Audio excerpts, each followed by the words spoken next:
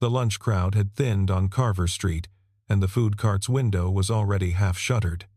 Across the road, a showroom glowed, its glass full of a low red car nobody on this block would ever drive. A woman stood at the edge of the curb in a coat gone soft at the cuffs, no purse on her shoulder, and she did not ask for anything. Ryan Whitaker looked at the single-wrapped burger left on his tray, the one he had saved for himself. He held it out. She took it with both hands. Neither of them moved. By the time the last of the lunch crowd had gone, Meredith Shaw had been on Carver Street for the better part of a morning, and not one person had known her name. That was the whole idea. She had left her phone in a drawer, her cards in a safe, her driver across the river with instructions not to call. The coat was her own, from years back, before the company had a floor with her name on the glass. The woman who ran Shaw Development had wanted, for one day, to be no one at all. The reason sat in a black binder on her desk 16 floors above the Allegheny. The Carver Street acquisition, 240 parcels, a riverfront her board wanted cleared for towers, and a due diligence report so clean it had kept her up at night.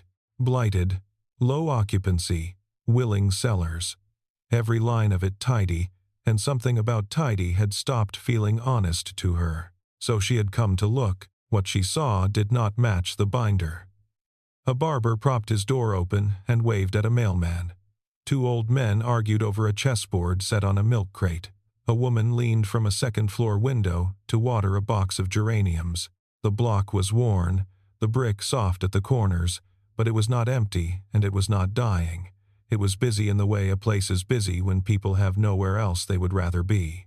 The man at the cart had not asked her a single question. He had handed her the burger and later a paper cup of coffee, setting it on the ledge without a word. She had meant to thank him and had not trusted her voice to do it plainly.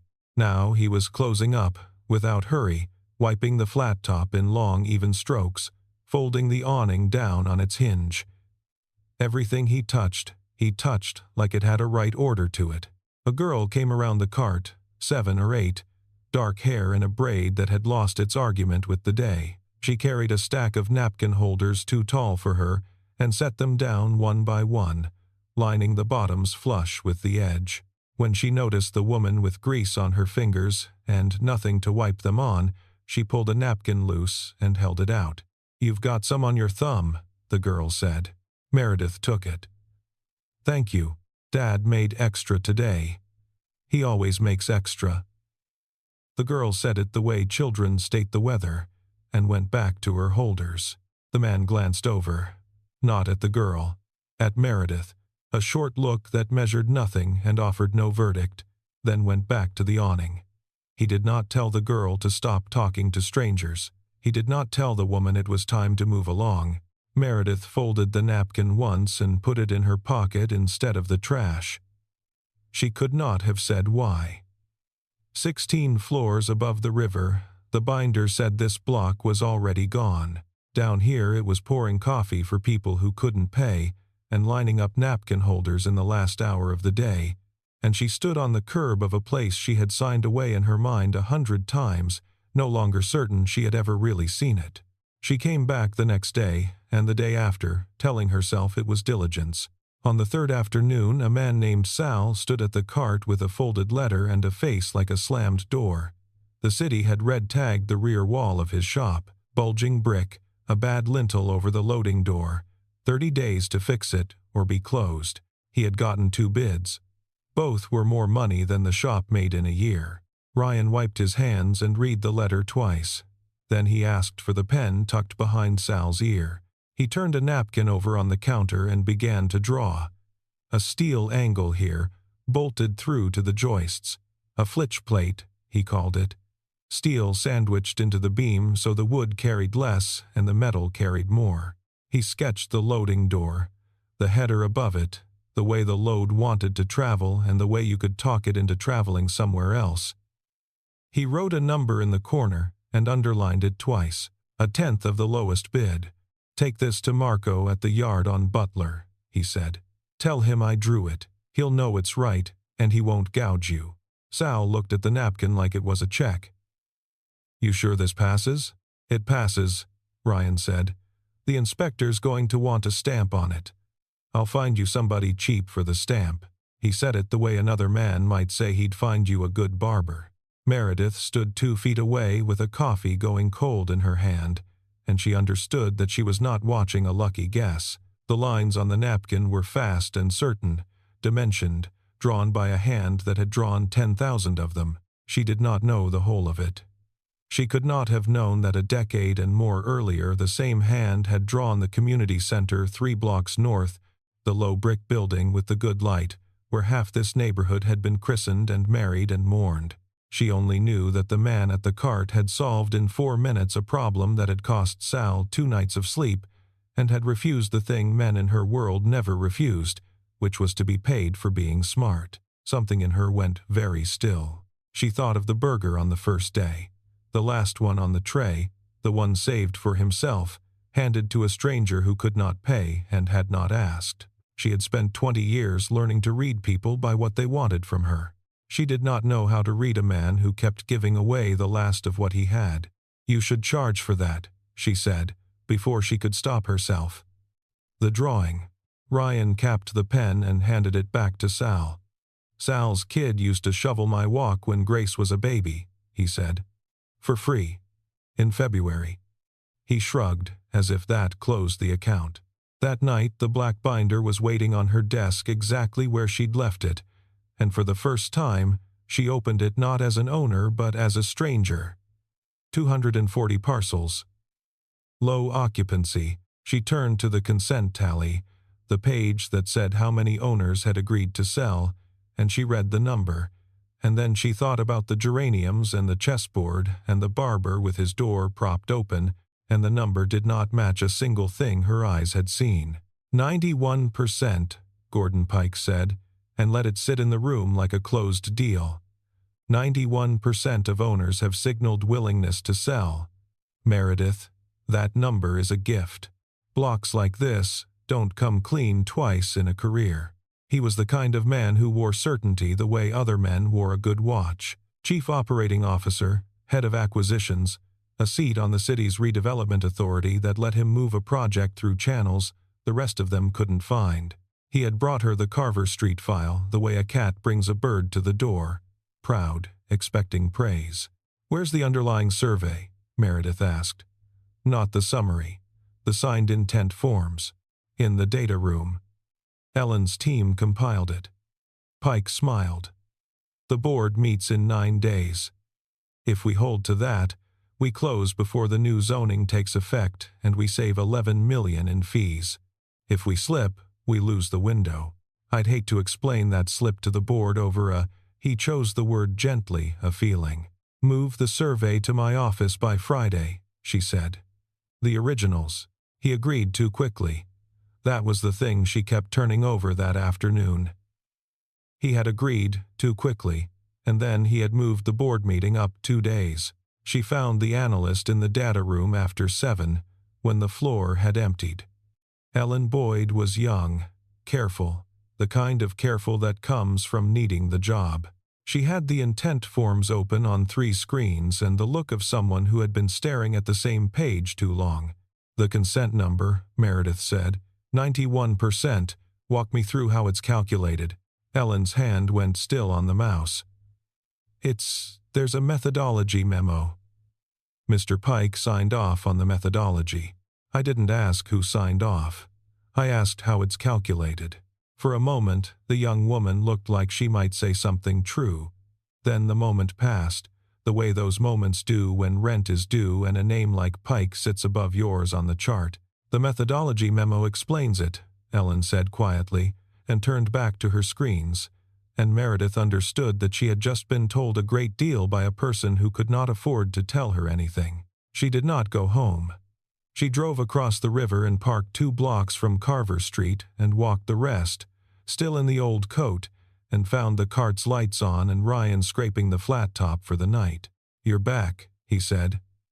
Not a question. He nudged a stool toward her with his foot. She sat. She did not tell him she owned the ground he was standing on.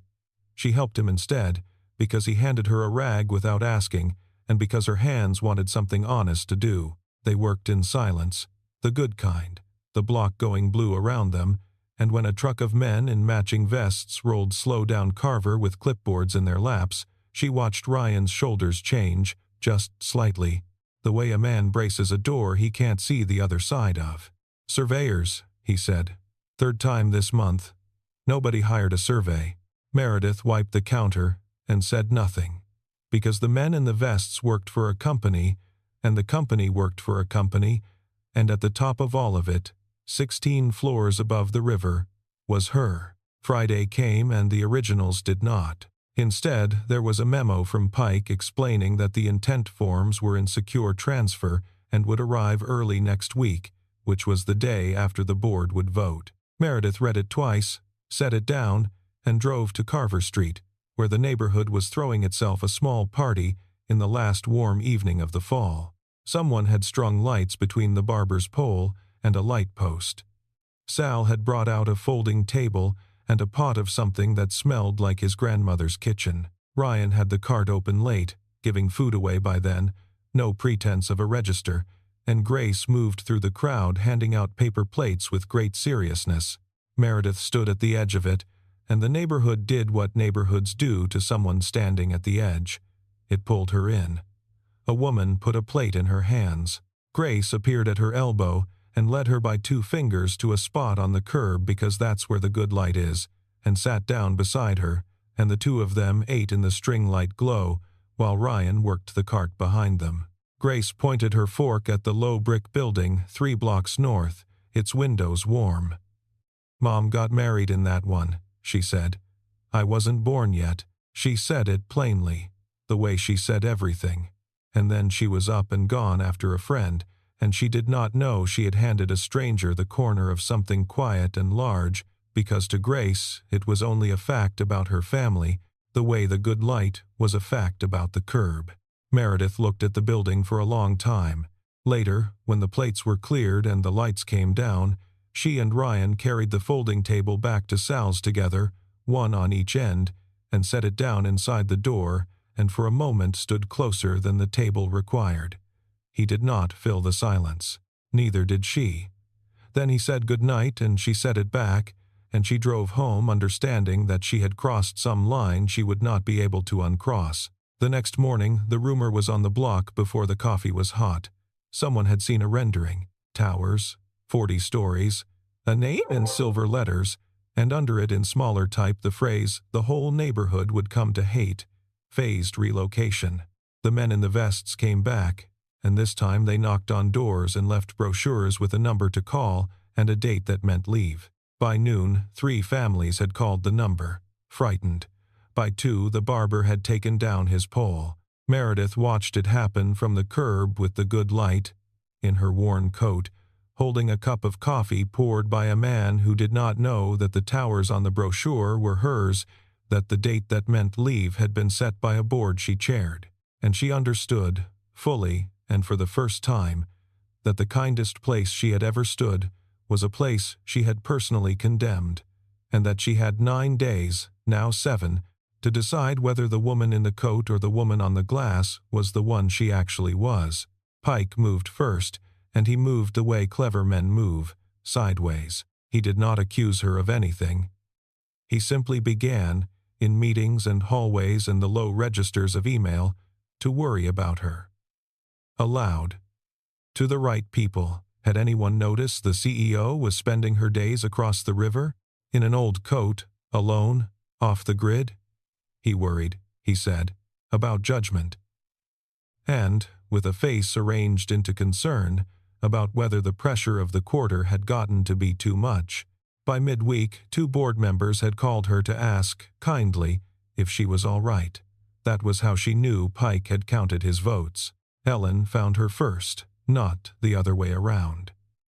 She was waiting by Meredith's car in the garage, coat buttoned wrong, holding a single folded page against her chest like it might blow away.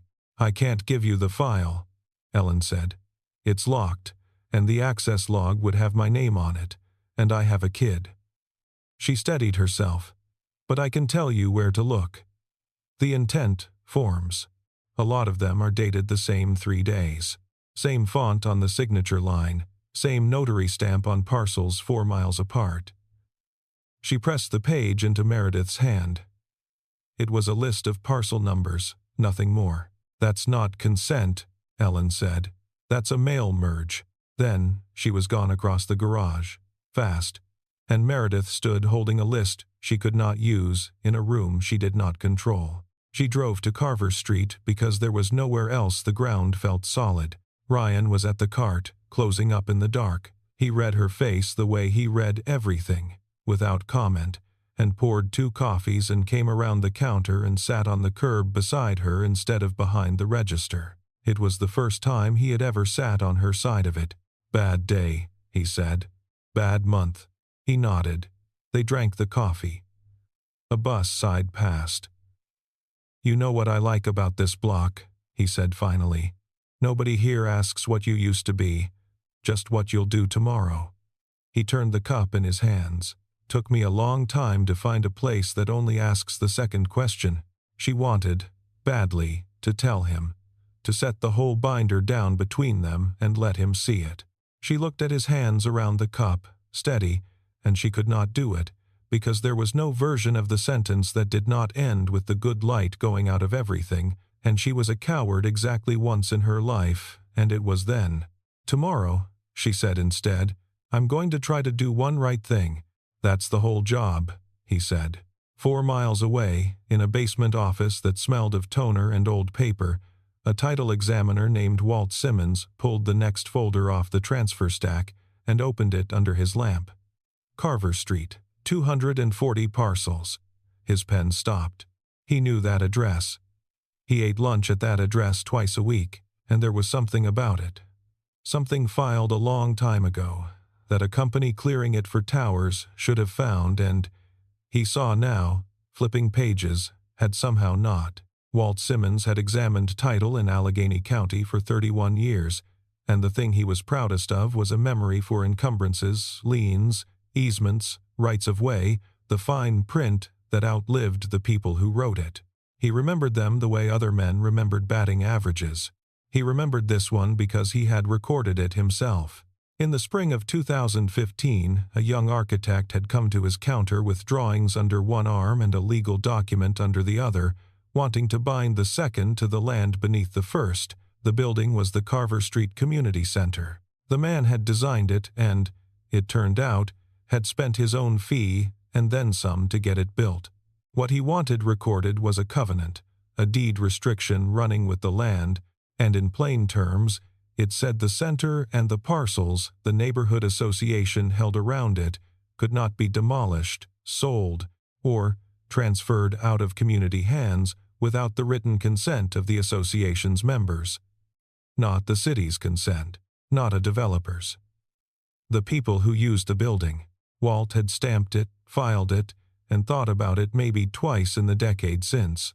Now it sat under his lamp, and stapled beside it in the transfer package was a summary of encumbrances prepared for Shaw Development that ran 2 pages and did not mention it anywhere. You did not leave a covenant like that off by accident. You left it off because it killed your deal. That same afternoon, 4 miles east, Meredith was doing the other half of the arithmetic without knowing it. She had come to the cart at midday, the way she did now, and Ryan had handed her a coffee, and they had stood a while on the same side of the counter. She had almost told him. She had gotten as far as his name. Then Ellen's message came. 3 words on a phone she'd bought for exactly this, "It's in receiving," and Meredith set the coffee down and went, touching his forearm once on her way, the first time she had ever touched him on purpose, and there was no time to make anything of it. She found what Ellen had steered her to in a mailroom in her own building. The physical intent forms, boxed, signatures in the same ink on parcels bought years apart. A notary log with 3 days doing the work of 3 months. Consent, manufactured on a copier. She photographed every page under her own name and left the log untouched. So, by nightfall, the 2 frauds sat in 2 rooms 4 miles apart. In a basement across the river, Walt held the proof that the deal was illegal. In a mailroom downtown, Meredith held the proof that it was a lie. Neither knew what the other had. and on Carver Street between them, Ryan closed the cart in the dark, not yet knowing that the covenant he had drawn to protect his wife's neighborhood had surfaced after 11 years, or that the woman who had touched his arm at noon was the one person alive who could raise the block or save it. Walt made 3 copies before he went home. One for his drawer, one he mailed to himself, and one he set on the seat of his car, because the architect's name on the document was a name he knew, printed small on a paper cup above a window, where a man he'd always taken for a cook handed coffee to people who couldn't pay. In the morning, he meant to put it in that man's hands. The redevelopment authority held its public hearing on a Tuesday, in a municipal room with bad chairs and worse light, and there, in front of 100 people, the last walls came down at once. Meredith sat at the front in a suit now, no coat, a card in front of her that read Meredith Shaw, Chief Executive, Shaw Development. It was the first time the people of Carver Street had seen that name fixed to that face. Ryan came in late, along the back wall with Sal and half the block, in his hand a manila folder Walt Simmons had pressed on him an hour before, one he had not fully understood until now. He was looking for the developer. He found her at the front table, behind the little card, and he did not move, and the room went on around them like water around a stone. She made herself hold his eyes. It was the hardest thing she had done. The community's attorney rose to enter an exhibit, and on the screen went the covenant, the Carver Street Community Center. A recorded deed restriction, 2015, demolition or transfer barred without the written consent of the association. And, at the bottom, the architect of record who had drafted it and paid to build the thing it protected, Ryan Whitaker. The room turned to look at the man against the back wall. So both truths arrived in the same breath. Ryan understood that the stranger he had fed, who had wiped his counter and carried Sal's table, was the head of the company erasing his neighborhood. And Meredith, reading the name and then his face, understood who he had been long before he ever stood at a cart, that the hand that drew a flitch plate on a napkin had drawn all of this, and that he was learning what she was, in the same second she learned what he had been. Neither of them would get to choose the order. Pike was on his feet. "That covenant is unenforceable," he said smoothly. "Abandoned. The association hasn't met in years. No court in this county. The association met last night," said a voice, and it took the room a moment to understand it was hers. Meredith stood. 40 members. There are minutes. They did not consent. She had not planned the next part. She found she was doing it anyway. You'll also want the consent forms in the acquisition file. 91% willing sellers. The same 3 signing dates. The same notary stamp on parcels 4 miles apart. She set a folder in front of the authority's chair. It isn't consent. It was run off a copier, and the covenant that would have stopped all of it was left out of our title summary on purpose, by someone who had a reason to leave it out. By whom? The chair asked. Meredith looked at Pike. So, then, did everyone else. Along the back wall, Ryan said nothing. He was not looking at Pike or the screen. He was looking at her, the woman who had just set fire to her own deal in a room full of witnesses, and his face gave away nothing, which she had learned to read as the loudest thing he had. Grace was not there. Ryan had left her 3 blocks north in the good light, with Sal's wife. Whatever this room was going to be, it was not a room for a child. That, at least, he had gotten right. The hearing broke into noise. Meredith gathered her folder and did not look away from the back wall, and thought, without comfort, that she had shown him who she was on the same afternoon she'd lost the right to. She could have gone quiet after the hearing. Let the lawyers handle it. Keep her name off the wreckage. Protect the stock. That was what Pike expected, and what her own counsel advised in a memo she read once and set aside. Instead, she did the thing that could not be undone. She stood in her own lobby the next morning, in front of her own people and 3 reporters, and she said the acquisition was built on falsified consent and a buried covenant, that it would not proceed that she was referring the conduct to the district attorney, and that she was placing the chief operating officer on leave pending an outside review. She named the LLC while she was at it registered to a cousin in Delaware, built to take a developer's fee on the towers, the thing that made Gordon Pike not the deal's manager, but its hidden owner. She had found it in a night of reading. Ellen had told her where to look, and this time she had gone in under her own name, so that no one else's would appear on the log. By noon it was everywhere. By 2, Pike's key had stopped working on the executive floor. Carver Street heard it fast and sideways, and by evening the block had gathered outside the community center without anyone calling a meeting.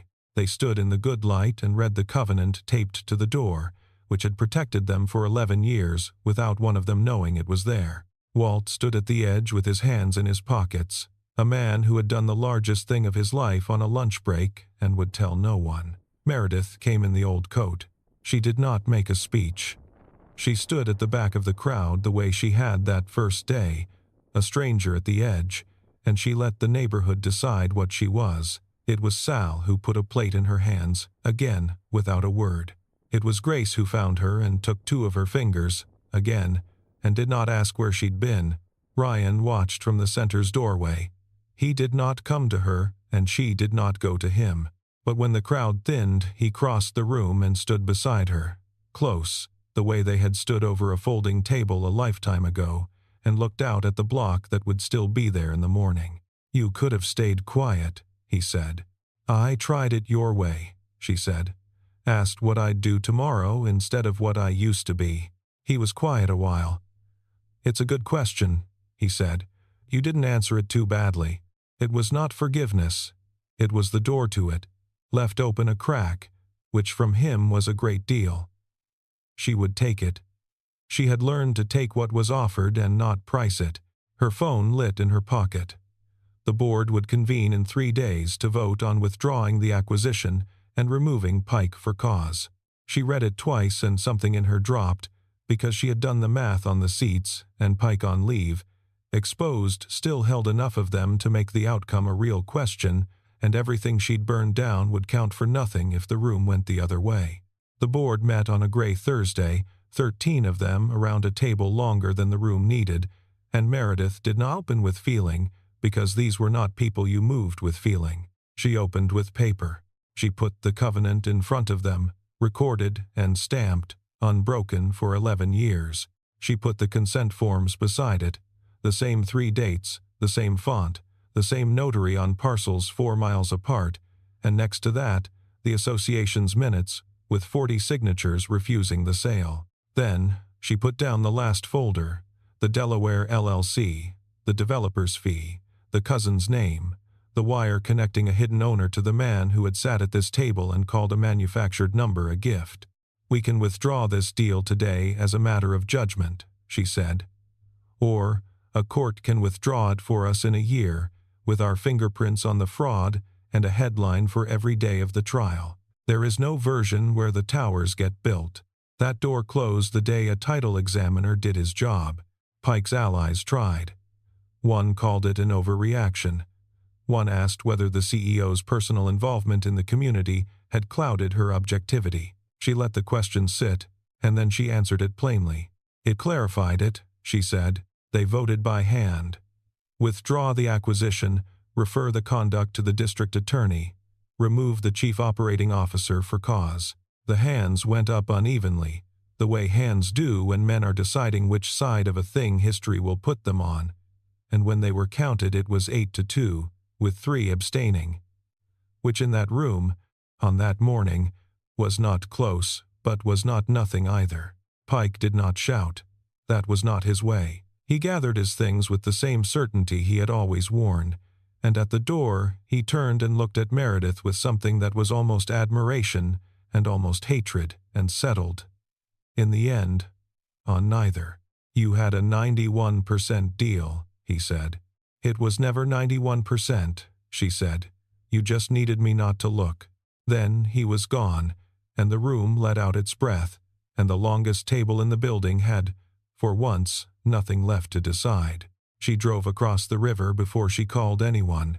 She parked 2 blocks from Carver Street out of an old habit she no longer needed, and walked the rest, and found the block in its ordinary evening. The barber's pole back up, Sal's rear wall, braced with steel exactly as a napkin had once promised, the community center's windows warm.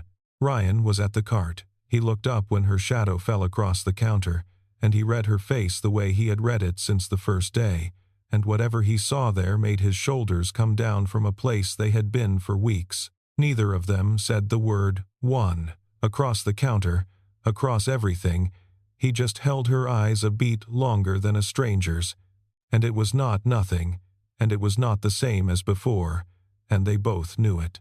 The towers were never built. The renderings went into a drawer somewhere and yellowed, and the name in silver letters was given to a parking structure in another county, which was the only fate Sal thought it deserved.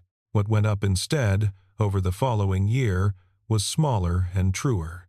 Shaw Development kept the Carver Street parcels but rewrote the plan.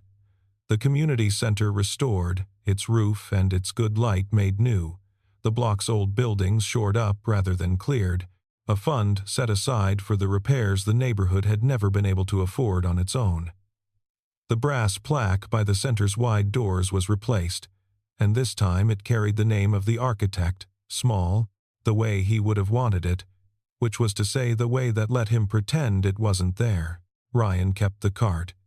He had learned, a long time ago, the difference between what a man does and what a man is for, and the cart was neither, and he liked it anyway. But some afternoons, now the center's doors stood open behind him, and inside, at a long table by the windows, a man who used to draw buildings sat with kids from the block and taught them how a load wants to travel, and how you can talk it into traveling somewhere else. Meredith came on Saturdays. She came in the coat, the old one, though everyone on the block knew her name now and no one held it against her.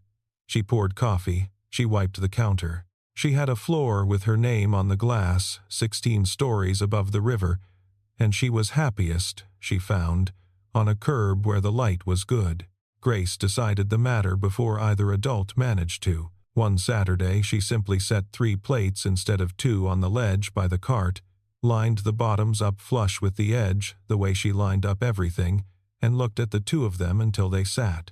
The 3 of them ate in the string-light evening, the girl talking, the man listening, the woman closer to something like peace than her whole tower had ever brought her. He walked her to her car that night. The long way, past the center, past Sal's braced wall, past the barber's pole. At the curb they stood closer than the walk required. He did not make a speech, and neither did she. He reached over and tucked a strand of hair off her face, the way you set right something that has been a little wrong for a while, and let his hand come down. And that was all, and it was everything. "Stay for next Saturday," he said. It was not a question, the way nothing he said was ever quite a question. "I already planned to," she said. A long time ago, on a thinning afternoon, a man had looked at the last thing he owned that day and given it to a stranger who could not pay and had not asked. He had not known who she was. He had not needed to. He had given away his last meal to a stranger. He would spend the rest of his life glad that he had.